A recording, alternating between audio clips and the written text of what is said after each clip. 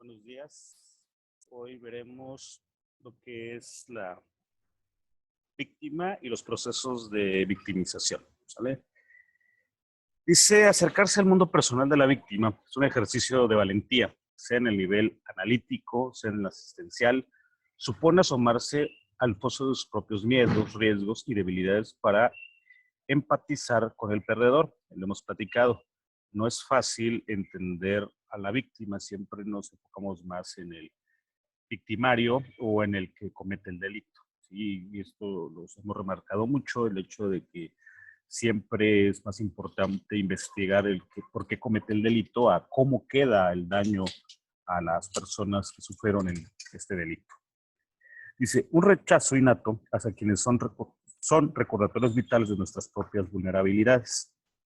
Quizá explique, en parte, que hayamos debido de progresar no poco en los procesos de civilización para que los estudios, las normativas y movimientos sociales victimológicos se hayan intensificado hasta el inédito nivel que hoy alcanza.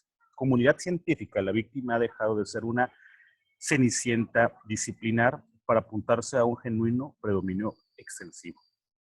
Es precisamente esta entusiasta movilización multidisciplinaria la que hoy nos permite acercarnos con el máximo rigor e información al complejismo mundo de las víctimas. Comencemos aquí. Hablar de víctimas, victimarios y procesos de victimización. El gran victimólogo Antonio Bernstein advierte que este giro terminológico tiene un enorme valor simbólico. Se trata de hacer trascender que el preciso protagonismo científico reside en la víctima, en su plena y central humanidad. Además de esta dimensión simbólica, el protagonismo de la víctima nos conduce a los logros objetivos propios en el terreno de la comprensión, prevención y asistencia. Las víctimas, las claves conceptuales son las adversidad, padecimiento e injusticia. Sabemos que existe en primer lugar una víctima social ligada a la exclusión y carencialidad, las cuales sufren pobreza, desamparo, marginalidad cultural y son el eslabón más frágil en la injusticia de la cadena de la desigualdad humana. O sea, vuelvo a repetir, siempre nos olvidamos de las víctimas.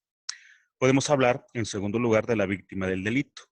Esta víctima ha sido objeto de un abuso criminal tipificado y admitido formalmente como una injusticia en la legislación penal.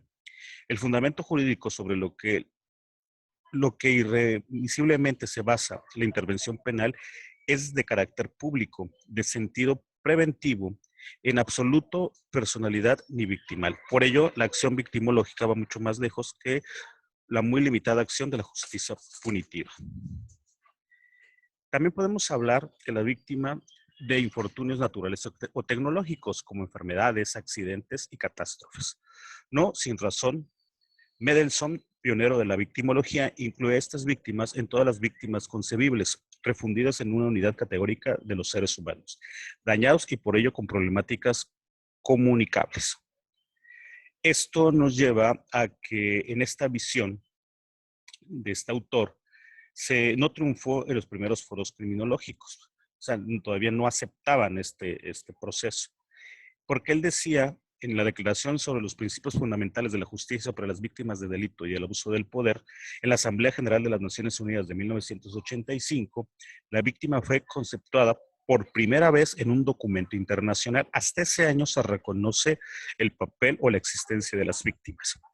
Y dice ahí, se entenderá, este es un apartado, que las personas que individual o colectivamente hayan sufrido daños, inclusive lesiones físicas y mentales o sufrimientos emocionales, pérdida financiera o menoscabo sustancial de los derechos fundamentales como consecuencia de acciones u omisiones que violen la legislación penal vigente en los Estados miembros, incluidos en el abuso del poder, se incluirán a las familias o personas a su cargo que tengan relación inmediata con la víctima directa y a las personas que hayan sufrido daño al intervenir para asistir a la víctima en peligro o para prevenir la victimización. O sea, todos los que estén cerca de las víctimas también tienen, pasan a ser como en este proceso de víctimas y se debe de cuidar porque quienes ayudan o quienes protegen o acompañan a la víctima también pueden llegar a cometer la victimización. Ya les había puesto un ejemplo.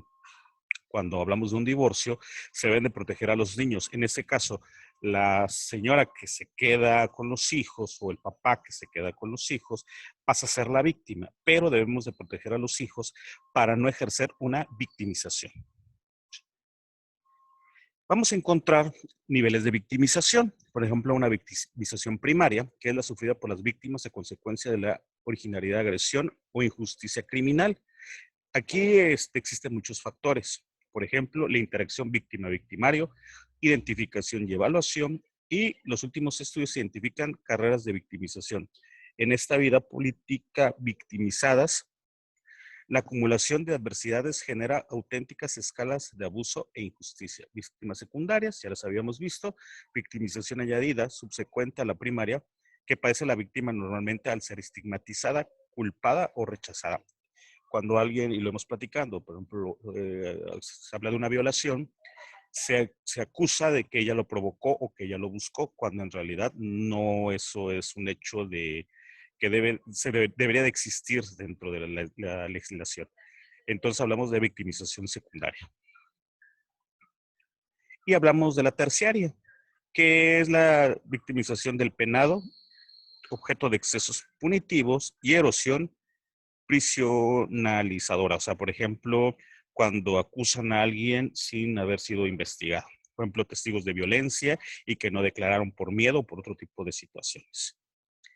Vamos a ver también la prevención de la víctima. Prevención de la víctima primaria, estrategias de sensibilización y toma de conciencia social.